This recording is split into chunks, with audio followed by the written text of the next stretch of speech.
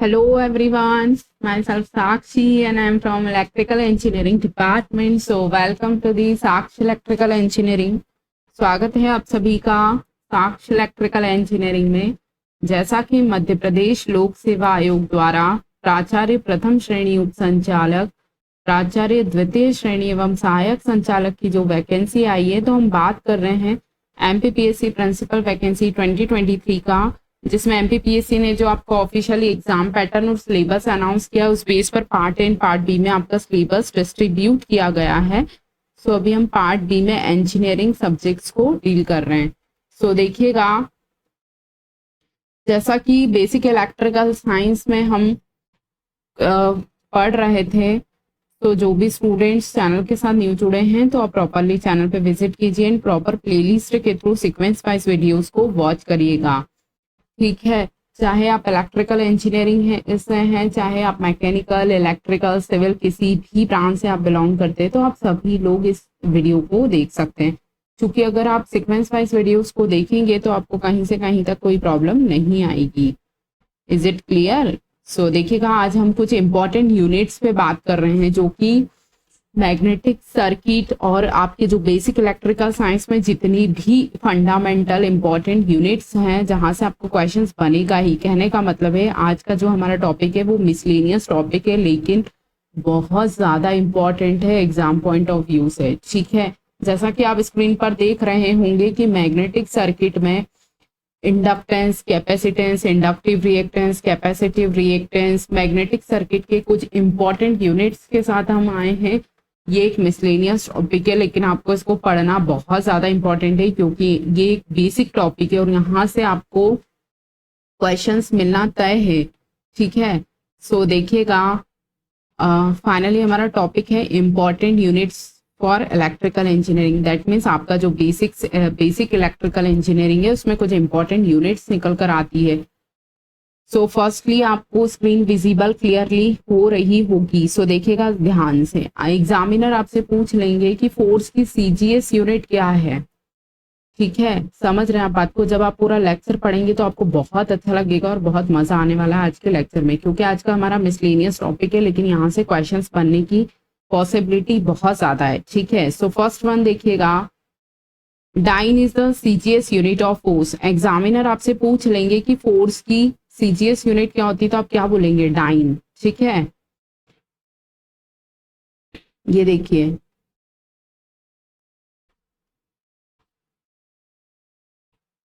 Wait a second. Yes, अब ये देखिए, सबसे पहले आपको क्या याद रखना है? Dyne is the CGS unit of wait.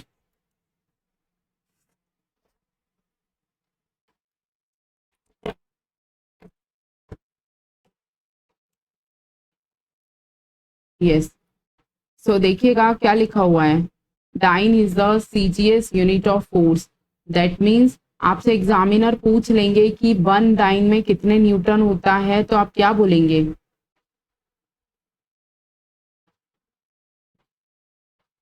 ये देखिएगा,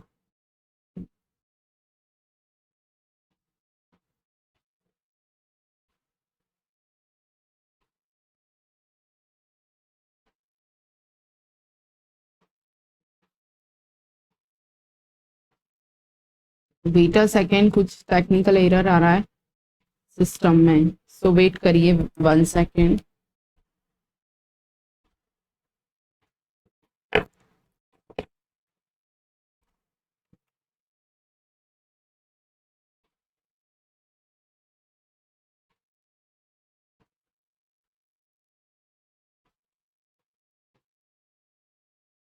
वेट, हम वापस से पीडीएफ को ओपन करते हैं, सो वेट करिएगा 1 सेकेंड।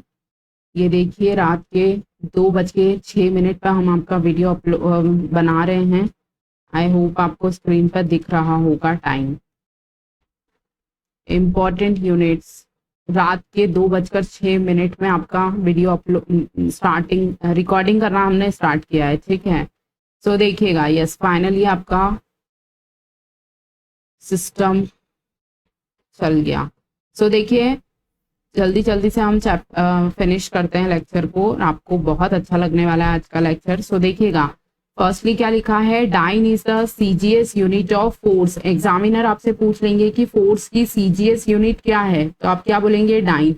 दैट मीन्स आपसे एग्जामिनर पूछ लेंगे कि 1 डाइन इक्वल टू क्या होता है, कितना न्यूटन होता है, तो आप क्या बोलेंगे, 10⁻⁻5 न्यूटन। वेरी वेरी इंपॉर्टेंट, बहुत ज्यादा इंपॉर्टेंट है आज का लेक्चर। ठीक है, फोर्स का सीजीएस यूनिट क्या होता है, तो आप बोलेंगे डाइन होता है। 1 न्यूटन इक्वल टू क्या होता है, 10⁻5 डाइन होता है। It's very very important. Examiner आपसे पूछ लेंगे कि 1 न्यूटन इक्वल टू कितना डाइन होता है, तो आप क्या बोलेंगे, 10⁻5 डाइन होता है। Okay, clear. सो क्या याद रखना है आपको, पहला याद रखना है फोर्स की सीजीएस यूनिट डाइन होती है। 1 डाइन इक्वल टू 10⁻⁻5 न्यूटन होता है, और उसी तरह 1 न्यूटन इक्वल टू 10⁻5 डाइन होता है। बहुत ज्यादा इंपॉर्टेंट है, इसलिए बिल्कुल सीरियसली, बिल्कुल ध्यान से पढ़िए। उसके बाद एग्जामिनर आपसे पूछ लेंगे कि मैग्नेटिक फ्लक्स की सीजीएस यूनिट क्या है। मैग्नेटिक फ्लक्स की सीजीएस यूनिट, तो आप क्या बोलेंगे, Maxwell is the CGS unit of magnetic flux. या एग्जामिनर आपसे पूछ लेंगे कि मैक्सवेल किसकी यूनिट है, तो आप क्या बोलेंगे, मैग्नेटिक फ्लक्स की है। 1 मैक्सवेल इक्वल टू कितना होता है, तो आप क्या बोलेंगे, 10⁻⁻8 वीबर। या फिर आपसे पूछ लेंगे कि 1 वेबर इक्वल टू कितना मैक्सवेल होता है, तो आप क्या बोलेंगे, 10⁸ मैक्सवेल। सो फाइनली आपको क्या याद रखना है कि जो मैग्नेटिक फ्लक्स की सीजीएस यूनिट है मैक्सवेल है। 1 मैक्सवेल इक्वल टू कितना होता है, 10⁻⁻8 वेबर होता है, और 1 वेबर इक्वल टू कितना होता है, 10⁸ मैक्सवेल होता है। ये क्वेश्चंस कई बार पूछे जा चुके हैं बेसिक इलेक्ट्रिसिटी, बेसिक इलेक्ट्रिकल में। ठीक है, इसके बाद नेक्स्ट देखिएगा, आपसे एग्जामिनर पूछ लेंगे कि एनर्जी की सीजीएस यूनिट क्या है, तो आप क्या बोलेंगे, अर्ग is the CGS unit of energy. Very very important, क्या याद रखना है, एनर्जी की सीजीएस यूनिट क्या है, ईआरजी, इसको हम अर्ग बोलते हैं। 1 अर्ग में कितना जूल होता है, तो आप बोलेंगे 10⁻⁻7 जूल होता है। It's very very important, clear. So next देखिएगा, आपसे या तो 1 जूल पूछ लेंगे या 1 अर्ग पूछ लेंगे, तो आप क्या बोलेंगे, 1 जूल इक्वल टू 10⁻7 अर्ग होता है। बहुत ज्यादा इंपॉर्टेंट टॉपिक है, बिल्कुल भी हल्के में मत लीजिएगा और इसको इंपॉर्टेंट मार्क करते जाइएगा। ठीक है, ये कई बार क्वेश्चंस पूछे जा चुके हैं। 1 वेबर इक्वल टू कितना मैक्सवेल होता है, 1 जूल इक्वल टू कितना मैक्सवेल होता है, 1 न्यूटन इक्वल टू कितना डाइन होता है, क्लियर। उसके बाद आपसे एग्जामिनर पूछ लेगा कि गॉस किसकी यूनिट होती है, तो आप क्या बोलेंगे, मैग्नेटिक फ्लक्स डेंसिटी का यूनिट गॉस होता है। कौन सा यूनिट होता है, सीजीएस यूनिट होता है। ओके, 1 गॉस इक्वल टू कितना होता है, 10⁻⁻4 टेस्ला होता है, और 1 टेस्ला इक्वल टू कितना होता है, 10⁻4 गॉस होता है। ये बात आपको याद रखनी है। क्या याद रखना है, सबसे पहले तो कि जो गॉस है वो किसका यूनिट है, मैग्नेटिक फ्लक्स डेंसिटी का। Gauss is the unit of magnetic flux density. 1 tesla equal to 10⁻4 gauss, clear. अब हमने आपको जब मैग्नेटिक सर्किट पढ़ाया था तो हमने आपको बताया था कि B equal to φ/a, flux per unit area क्या होता है, वेबर पर मीटर स्क्वायर, जिसको हम क्या बोलते हैं, टेस्ला बोलते हैं। इस टेस्ला SI यूनिट होती है, क्लियर। मैक्सवेल पर सेंटीमीटर और गॉस ये हमारी सीजीएस यूनिट होती है। 1 गॉस इक्वल टू क्या होता है, 1 मैक्सवेल अपॉन 1 मैक्सवेल पर सेंटीमीटर स्क्वायर। ये सब याद रखने की चीजें हैं, आपको बेसिक फंडामेंटल में हम पढ़ाते हैं जब हम इलेक्ट्रिकल इंजीनियरिंग की शुरुआत करते हैं। ओके, सो आप ये सारी बातें आपको याद रखनी है। सो चलते हैं हम अपने नेक्स्ट में। ये देखिएगा, आपसे एग्जामिनर पूछ लेंगे कि 1 गॉस इक्वल टू कितना मैक्सवेल पर सेंटीमीटर होता है, तो सॉरी 1 गॉस इक्वल टू क्या होता है, आपको चूज द करेक्ट, सॉरी आपको ये बोल देंगे कि which of the following statement is correct about the units, या कुछ भी आपको दे देंगे। तो आपको जब पता होगा तभी तो आप टिक कर पाएंगे। तो 1 गॉस इक्वल टू 1 मैक्सवेल पर सेंटीमीटर स्क्वायर होता है। उसके बाद देखिएगा 1 टेस्ला इक्वल टू क्या होता है, 1 वेबर पर मीटर स्क्वायर। ये क्वेश्चन भी कई बार रिपीटेड फॉर्म में पूछा जा चुका है कि 1 टेस्ला इक्वल टू क्या होता है, तो आप क्या बोलेंगे, 1 weber per metre square. Is it clear और नॉट। सो नेक्स्ट क्वेश्चन देखिएगा, नेक्स्ट पॉइंट देखिएगा, गिलबर्ट आपसे पूछा जाएगा, तो आप क्या बोलेंगे, एमएमएफ की यूनिट होती है गिलबर्ट। आपसे एग्जामिनर पूछ लेंगे कि एमएमएफ की सीजीएस यूनिट क्या होती है, तो आप बोलेंगे गिलबर्ट। या आपसे एग्जामिनर पूछ लेंगे Gilbert is a unit of MMF, EMF, या फिर फ्लक्स डेंसिटी, कुछ भी XYZ आपको क्या दे सकते हैं, ऑप्शन दे सकते हैं। तो ये कुछ डिफरेंट यूनिट्स हैं, सो आपको ये याद रखनी है, क्योंकि जब आप अगर आपने नहीं पढ़ा होगा तो आपको ये लगेगा गिलबर्ट कहाँ पढ़ा था। ठीक है, सो आपने मैग्नेटोमोटिव फोर्स पढ़ रखा है। मैग्नेटोमोटिव फोर्स का जो CGS यूनिट होता है वो गिलबर्ट होता है। बहुत ज्यादा इंपॉर्टेंट लेक्चर है। आप किसी भी एग्जामिनेशंस को टारगेट कर रहे हैं, वैसे तो ये MPPSC प्रिंसिपल वैकेंसीज के लिए हम पढ़ा रहे हैं, बट आप किसी भी इलेक्ट्रिकल इंजीनियरिंग एग्जाम्स को टारगेट कर रहे हैं तो आप सभी लोग इस वीडियो को देखिएगा, बहुत अच्छा लगेगा आपको। ठीक है, उसके बाद एग्जामिनर आपसे पूछ लेंगे कि 1 गिलबर्ट कितना एम्पेयर टर्न होता है, तो आप क्या बोलेंगे, 1 gilbert equal to 0.79577 ampere turn. Okay, so next देखिएगा, आपसे एग्जामिनर पूछ लेंगे रेजिस्टेंस की यूनिट क्या होती है, तो आप बोलेंगे ओम। इंडक्टिव रिएक्टेंस जिसको हम एक्सेल से डिनोट करते हैं, उसका यूनिट भी ओम होता है। वेरी वेरी इंपॉर्टेंट, ये आपको भले ही बहुत बेसिक लग रहा होगा, लेकिन जब एग्जाम में आता है तो कहीं बार गलत हो जाता है। कैपेसिटिव रिएक्टेंस का यूनिट क्या होता है, ओम होता है। इम्पीडेंस का यूनिट क्या होता है, तो ओम होता है। तो आपको क्या याद रखना है, resistance, impedance, inductive reactance and capacitive reactance का जो यूनिट होता है वो ओम होता है। Is it clear? Then next देखिएगा, conductance, susceptance and admittance. Conductance को हम G से डिनोट करते हैं, ससेप्टेंस को हम B से डिनोट करते हैं, एडमिटेंस को हम Y से डिनोट करते हैं।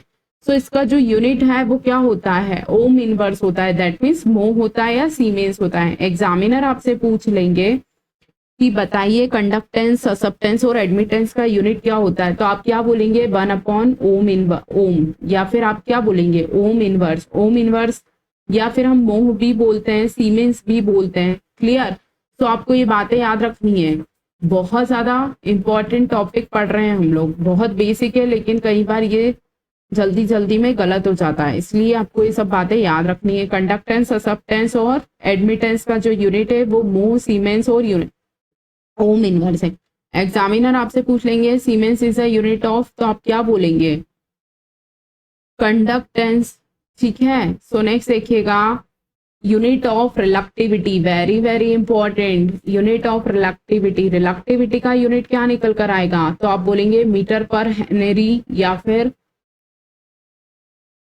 रिलक्टिविटी। ये हमने मैग्नेटिक सर्किट में आपको टॉपिक पढ़ाया था जब बताया था कि क्या होता है रिलक्टिविटी। उसके बाद देखिएगा यूनिट ऑफ परमिएबिलिटी। परमिएबिलिटी को हम म्यू से डिनोट करते हैं। क्लियर? रिलक्टिविटी का यूनिट क्या होता है, मीटर पर हेनरी। परमिएबिलिटी का यूनिट क्या होता है, हेनरी पर मीटर। ओके, सो देखिएगा, रिलक्टिविटी का यूनिट होता है मीटर पर हेनरी और परमेबिलिटी का यूनिट होता है हेनरी पर मीटर। ओके, इसके बाद देखिएगा यूनिट ऑफ रिलेटिव परमिएबिलिटी। आपसे एग्जामिनर पूछ लेंगे रिलेटिव परमिएबिलिटी का क्या यूनिट होता है, तो आप बोलेंगे यूनिट लेस होता है, नो यूनिट, कोई यूनिट नहीं होता है। किसका, रिलेटिव परमिएबिलिटी का। ओके, सो नेक्स्ट देखिएगा, यूनिट ऑफ मैग्नेटिक ससेप्टिबिलिटी, जिसे हम XM से डिनोट करते हैं। आपसे एग्जामिनर पूछ लेंगे कि मैग्नेटिक ससेप्टिबिलिटी का यूनिट क्या होता है, तो आप क्या बोलेंगे, नो यूनिट, ये भी यूनिट लेस होता है। बहुत ध्यान से पढ़िए, इस बात का ध्यान रखिएगा आप लोग, रिलेटिव परमेबिलिटी और मैग्नेटिक ससेप्टिबिलिटी का कोई यूनिट नहीं होता है। Is it clear? ये बात आपको याद रखनी है। ठीक है, फिर नेक्स्ट देखिएगा, नेक्स्ट क्या निकल कर आ रहा है, रजिस्टिविटी और स्पेसिफिक रेजिस्टेंस। इसकी क्या यूनिट होती है, यूनिट ऑफ रजिस्टिविटी और स्पेसिफिक रेजिस्टेंस, जिसकी यूनिट होती है ओम मीटर। ओके, क्या यूनिट होता है रजिस्टिविटी और स्पेसिफिक रेजिस्टेंस का, ohm metre. Okay, clear? So ये बात याद रखिएगा, स्पेसिफिक रेजिस्टेंस और रजिस्टिविटी का यूनिट होता है ओम मीटर। देन नेक्स्ट देखिएगा, कंडक्टिविटी। कंडक्टिविटी का यूनिट क्या होता है, मोह पर मीटर। ये बात आपको याद रखनी है कि कंडक्टिविटी का यूनिट क्या होता है, मोह पर मीटर। क्लियर? सो ये सारी हम आपको फिर बोलना चाहेंगे, जब आप प्रीवियस ईयर क्वेश्चंस को सॉल्यूशन करेंगे तो आपको ये सारी यूनिट्स क्वेश्चंस के फॉर्म में मिलेगी। आपसे एग्जामिनर पूछ लेंगे मैग्नेटिक ससेप्टिबिलिटी का यूनिट क्या होता है, रजिस्टिविटी का यूनिट क्या होता है, कंडक्टिविटी का यूनिट क्या होता है। उसके बाद नेक्स्ट देखिएगा, electron volt is a unit of, ये भी क्वेश्चंस के फॉर्म में आपसे पूछा जा चुका है। अगर कहीं किसी को प्रॉब्लम आ रही कि क्वेश्चन किस फॉर्म में बनेंगे तो आप यूथ पब्लिकेशन का बुक देखिएगा, उसमें आपको ये सारे क्वेश्चंस मिल जाएंगे। ओके, प्रीवियस ईयर वाला। तो देखिएगा, electron volt is the unit of energy. Energy का यूनिट होता है इलेक्ट्रॉन वोल्ट। आपसे एग्जामिनर पूछ लेंगे 1 इलेक्ट्रॉन वोल्ट में कितने जूल होते हैं, तो आप क्या बोलेंगे 1.6 इंटू 10⁻⁻19 जूल। क्या होता है 1 electron volt equal to 1.6 into 10⁻⁻19 joule. ये बात आपको याद रखनी है, ये वाला रिलेशंस भी कहीं बार पूछा जा चुका है। 1 electron volt equal to 1.6 into 10⁻⁻19 joule. फिर नेक्स्ट देखिएगा, नेक्स्ट क्या है, unit of electric field. Electric field का यूनिट होता है वोल्ट पर मीटर। Very very important. क्या होता है unit of electric field, volt पर मीटर। उसके बाद नेक्स्ट देखिएगा, ई न्यूटन पर कुलॉम भी होता है और वोल्ट पर मीटर भी होता है, तो आपको ये दोनों बातें याद रखनी है। ये देखिए 4 इक्वल टू क्या होता है वोल्टेज अपॉन डिस्टेंस, तो वोल्टेज वी और डिस्टेंस मीटर, तो वोल्ट पर मीटर हो गया। और दूसरा कैसे निकल कर आता है फोर्स पर चार्ज, दैट मीन्स न्यूटन पर कुलॉम। क्लियर। सो नेक्स्ट देखिएगा, नेक्स्ट क्वेश्चन क्या निकल कर आ रहा है, unit of electric flux density. Electric flux density का आपसे एग्जामिनर यूनिट पूछ लेंगे तो आप क्या बोलेंगे कूलॉम पर मीटर स्क्वायर। ठीक है, जाई अपॉन एरिया, मतलब coulomb per metre square electric flux density का यूनिट निकल कर आता है। इस बात का आपको ध्यान रखना है, electric flux density D equal to coulomb per metre. उसके बाद नेक्स्ट देखिएगा, नेक्स्ट क्या है unit of electric flux. Flux की यूनिट, इलेक्ट्रिक फ्लक्स की यूनिट क्या आती है कूलॉम आती है और या वोल्ट मीटर आती है। क्लियर। सो वेट, इलेक्ट्रिक फ्लक्स की यूनिट क्या होती है Coulomb volt meter.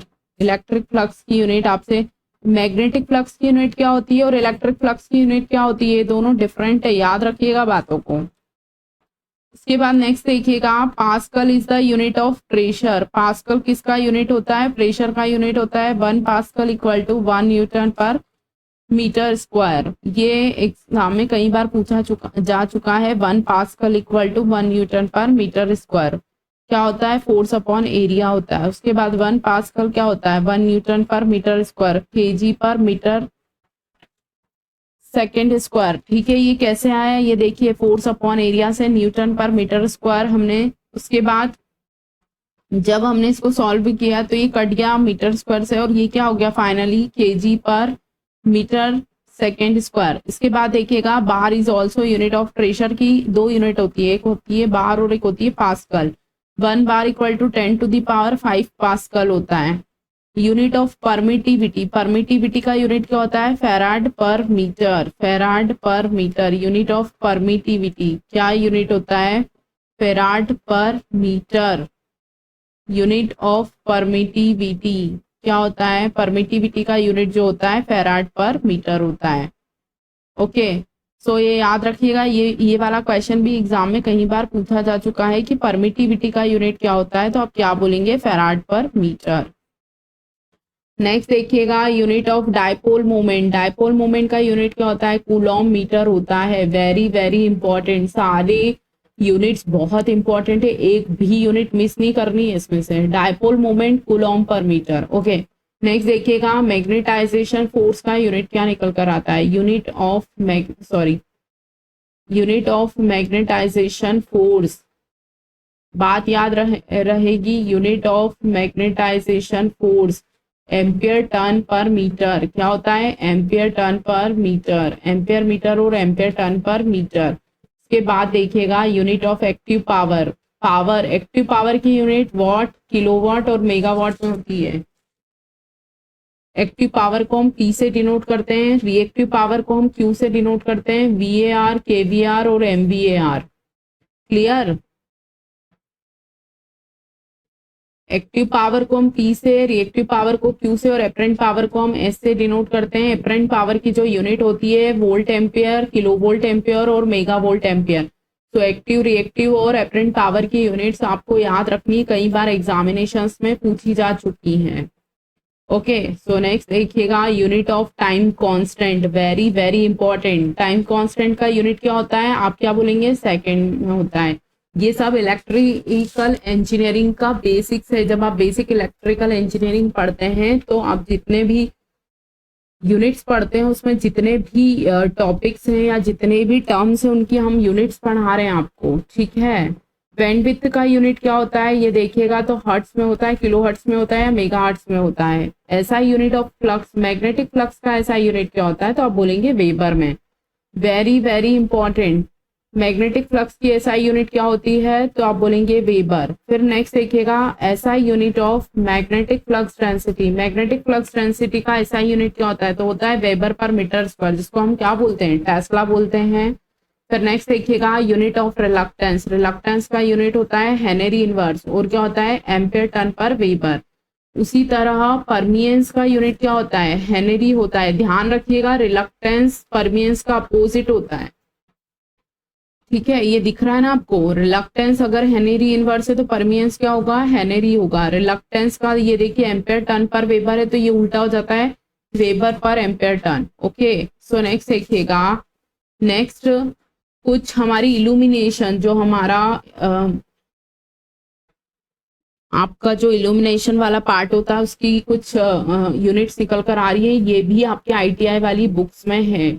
Okay, unit of solid angle stay radian होता है। ल्यूमिनियस फ्लक्स ल्यूमन्स होता है। ल्यूमिनियस इफिशिएंसी की यूनिट जो होती है ल्यूमन पर वॉट होती है। ल्यूमिनियस इंटेंसिटी का जो यूनिट होता है वो कैंडेला होता है। ये वाली जो यूनिट्स हैं ये तो आप मान के चलिए इसमें से एक ना एक यूनिट्स तो पूछी जाती ही है। आप किसी भी इलेक्ट्रिकल इंजीनियरिंग का एग्जाम दे रहे हैं, चाहे कुछ कोई सा भी एग्जाम दे रहे हैं आप, ये एग्जामिनेशंस में पूछी ही जाती है, या तो electric luminous efficiency, luminous intensity, या फिर लुमिनियस फ्लक्स, सॉलिड एंगल, सारी यूनिट्स आपसे पूछी जाती है, ठीक है। इसके बाद देखिएगा इल्यूमिनेशन का यूनिट क्या होता है, तो आप क्या बोलेंगे, लक्स होता है या फिर ल्यूमन पर मीटर स्क्वायर होता है। उसके बाद देखिएगा बहुत ज्यादा इंपॉर्टेंट टॉपिक है आज का, वॉट आवर किसकी यूनिट होती है। एग्जामिनर आपसे पूछ लेंगे watt hour is the unit of, तो आप बोलेंगे energy. Board of trade unit किसका होता है, तो आप बोलेंगे एनर्जी। हॉर्स पावर किसका यूनिट होता है, जिसको हम एचपी से डिनोट करते हैं, तो ये भी पावर का यूनिट होता है। फिर आपसे नेक्स्ट क्वेश्चन पूछा जाएगा कि ampere hour is the unit of, तो आप क्या बोलेंगे, चार्ज। कैसे, आई बाय टी से, या फिर Q equal to I T होता है ना, उससे क्या, करंट एम्पियर और टाइम का आवर, ठीक है। सो नेक्स्ट देखिएगा, देखिए अभी रात के 2:30 बज रहे हैं, ठीक है, और अभी हम आधा लेक्चर आप लोगों के लिए रिकॉर्ड कर चुके हैं। सो इस बात का ध्यान रखिए थोड़ा सा कि आप कमेंट के माध्यम से वीडियो का फीडबैक जरूर दिया करिए कि आपको वीडियो कैसा लगा, ठीक है। Wait, faraday is the unit of, faraday किसका यूनिट है, तो आप बोलेंगे चार्ज का। Okay, one charge equal to कितना कूलॉम होता है, तो आप बोलेंगे 96500 कूलॉम। क्या होता है, 1 farad equal to 96500 coulomb. Farad किसका यूनिट होता है, तो आप बोलेंगे कैपेसिटेंस का।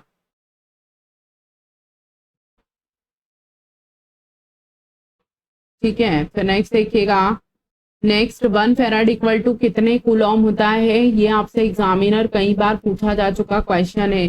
1 farad equal to what coulomb, तो आप क्या बोलेंगे, एक फेराड में 96500 कूलॉम होता है। इंडक्टेंस की यूनिट जो होती है हेनरी होती है। म्यूचुअल इंडक्टेंस की यूनिट जो होती है हेनरी होती है।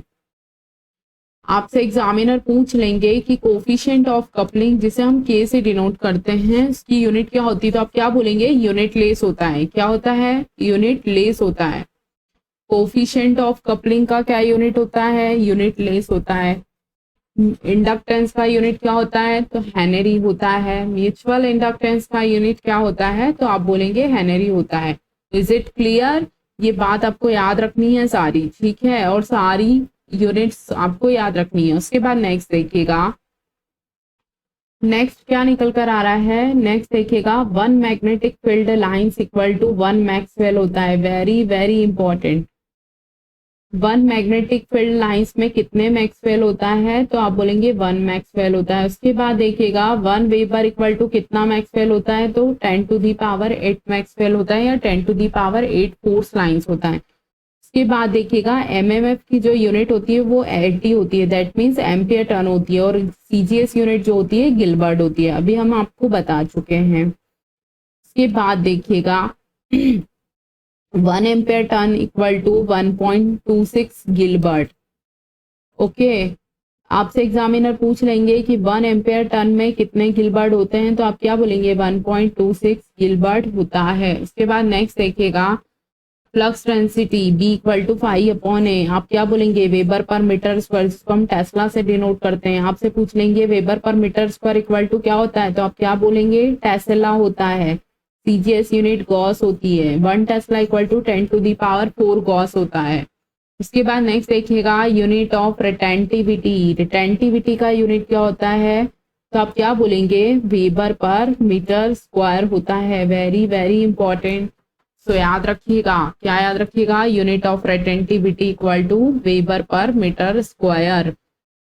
फिर बता रहे हैं हम आज का जो टॉपिक है बहुत ज़्यादा इम्पोर्टेंट है, क्योंकि ये पूरे इलेक्ट्रिकल इंजीनियरिंग में जितने भी टर्मिनोलॉजी या फिर जितनी भी हमारी छोटे छोटे से डिफाइन क्यों है, दैट मीन्स हमारा जो बेसिक इलेक्ट्रिसिटी से रिलेटेड है या फिर जो भी इलेक्ट्रिकल इंजीनियरिंग में टर्म निकल कर आती हैं, उनकी जो इम्पोर्टेंट यूनिट्स हैं वो हमने आज आपको पढ़ाई है। इसमें से आपको 1 से 2 क्वेश्चंस बनने की बहुत ज़्यादा चांसेस हैं, क्योंकि ये बेसिक्स हैं और आपके एग्जामिनेशंस में बेसिक्स ज़्यादा पूछा ही जाएगा, क्योंकि आप आईटीआई लेवल का एग्जामिनेशंस, आप आईटीआई कॉलेजेस में प्रिंसिपल वैकेंसीज का एग्जामिनेशन देने जा रहे हैं, तो आपको बेसिक्स ही पूछा जाएगा, क्योंकि ऑल ब्रांचेस का इंजीनियरिंग सब्जेक्ट्स आपको पूछा जाना है। हो सकता है आपको स्टेटमेंट बेस्ड क्वेश्चंस ज्यादा आ जाएं, लेकिन आपको पूछा जाएगा सिर्फ और सिर्फ बेसिक्स, ज्यादा डीप में आपको एग्जामिनर नहीं जाएगा। लेकिन जब आप बेसिक्स भी आपको पता होगा तभी तो आप सॉल्व कर पाएंगे। क्लियर? सो आपको ये सारी बातें और जितनी यूनिट्स और जितने आपको ये बताई हैं, ये आपको याद रखना है, इनमें से एक भी स्किप नहीं करनी है और इनमें से फिर भी इम्पोर्टेंट नहीं छांटना है, क्योंकि ये टॉपिक का बिल्कुल निचोड़ आपको दिया जा रहा है। समझ आ रही है बात? सो बिल्कुल भी हल्के में नहीं लेना है इस टॉपिक को। आपको यहाँ से 1 से 2 क्वेश्चंस पूछे जाने की बहुत ज्यादा चांसेस है, क्योंकि सारे ऑलमोस्ट जितने यूनिट्स बनते हैं हमने आपको बता दिए। आपसे एग्जामिनर पूछ लेंगे कि गिलबर्ट किसका यूनिट होता है, तो आप बोलेंगे एमएमएफ का। कौन सा यूनिट होता है? सीजीएस यूनिट होता है। एग्जामिनर आपसे पूछ लेंगे 1 टेस्ला इक्वल टू क्या होता है, तो आप क्या बोलेंगे वेबर पर मीटर स्क्वायर होता है। उसके बाद आपसे कैपेसिटिव रिएक्टेंस की यूनिट पूछ लेंगे, तो आप बोलेंगे ओम होती है। इंडक्टिव रिएक्टेंस की ओम होती है। उसके बाद आपसे एग्जामिनर पूछ लेंगे कि रिलेटिविटी परमेबिलिटी का यूनिट क्या होता है, रिलेटिव परमेबिलिटी का यूनिट क्या होता है, मैग्नेटिक ससेप्टिबिलिटी का यूनिट क्या होता है, स्पेसिफिक रेजिस्टेंस का यूनिट क्या होता है, रजिस्टिविटी का यूनिट क्या होता है, 1 इलेक्ट्रॉन वोल्ट इक्वल टू कितना जूल होता है, इलेक्ट्रॉन वोल्ट किसका यूनिट होता है।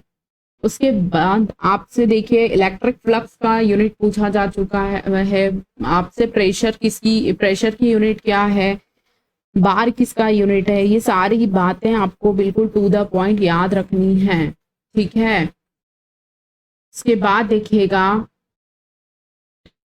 परमिटिविटी डायपोल मोमेंट की आपको यूनिट याद रखनी है। आपसे एग्जामिनर ट्रू स्टेटमेंट ट्रू या फिर ट्रू फॉल्स के बेस पे भी दे सकता है, या फिर आपसे डायरेक्टली क्वेश्चन पूछ सकते हैं कि मैग्नेटाइजेशन फोर्स का यूनिट क्या होगा, एक्टिव रिएक्टिव अपरेंट पावर की यूनिट क्या होगी, टाइम कांस्टेंट का यूनिट क्या होता है, मैग्नेटिक फ्लक्स डेंसिटी का यूनिट क्या होता है, परमियंस रिलक्टेंस का यूनिट क्या होता है।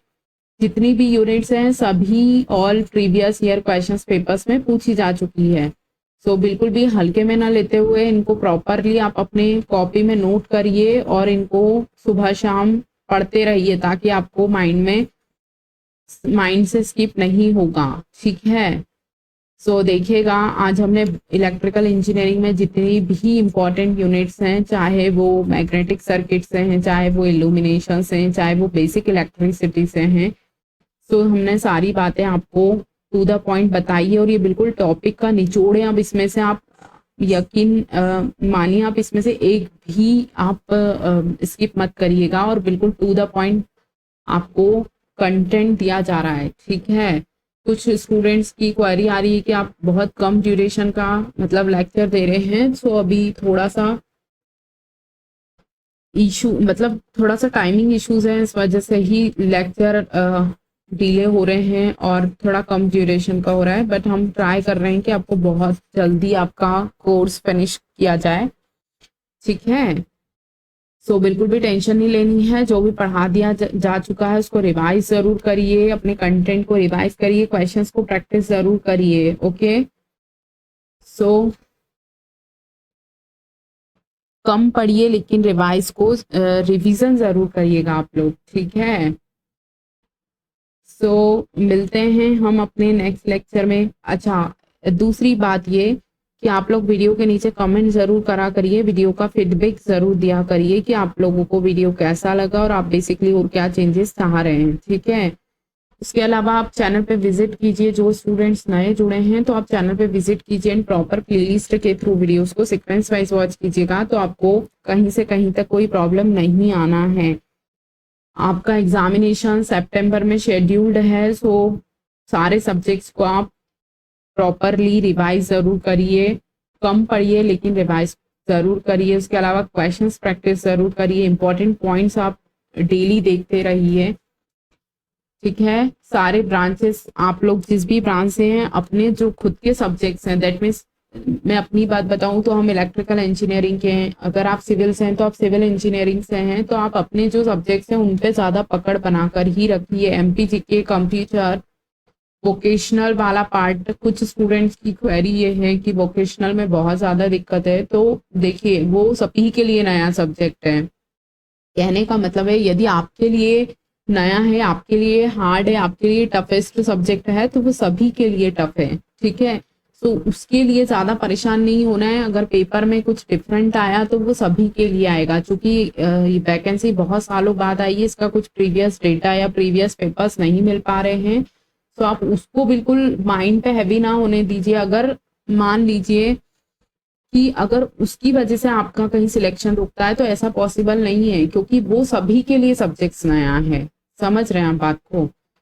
सो अगर 50 क्वेश्चन में से 30 बनेंगे सबसे, तो आपसे भी उतने ही बनेंगे, और जो नए बच्चे हैं या जो भी पढ़ रहे हैं, एग्जामिनेशंस को टारगेट कर रहे हैं, तो उनसे भी उतने ही बनेंगे, क्योंकि इसका कहीं डेटा मिल नहीं रहा है, क्योंकि प्रीवियस क्वेश्चंस अवेलेबल नहीं है। उसके अलावा उन्होंने कुछ पर्टिकुलर ऐसे टॉपिक दिए हैं जो कि जिनका डेटा थोड़ा सा बहुत मुश्किल है, और उसको वो पहली बात तो बहुत नया सब्जेक्ट है, और बहुत कहने का मतलब ये है कि उसका डाटा अभी बहुत कम अवेलेबल है। सो उसका टेंशन आपको नहीं लेना है। आपको जो आपके सब्जेक्ट्स आपके बहुत, आप एमपीजीके को बहुत अच्छा करके जाइए, आप कंप्यूटर बहुत अच्छे से पढ़ के जाइए, उसके अलावा आप करंट अफेयर्स को बहुत अच्छे से पढ़ के जाइए, आप इंजीनियरिंग में आप जिस ब्रांच से हैं उस ब्रांच का आप बहुत अच्छे से करके जाइए, क्योंकि एग्जामिनेशंस में माइनस मार्किंग है। तो आप इस चीज के लिए बिल्कुल निश्चिंत रहिए कि जो चीज आपसे नहीं बन रही है वो सभी से नहीं बनेगी, क्योंकि सभी के लिए नया सब्जेक्ट है।